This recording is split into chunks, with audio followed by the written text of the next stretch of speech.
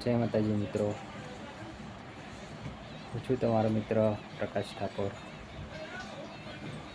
તો મિત્રો,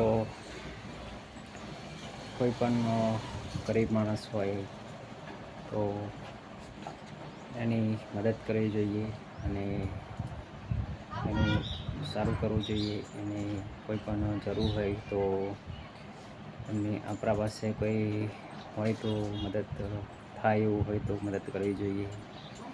તો એને થોડીક હેલ્પ થઈ જાય તો બહુનો નહીં પણ વધારે નહીં પણ નાની મોટી મદદ કરીએ, કેમ કે આપણા પાસે હોય તો એનાથી થોડી મદદ કરીએ એમ.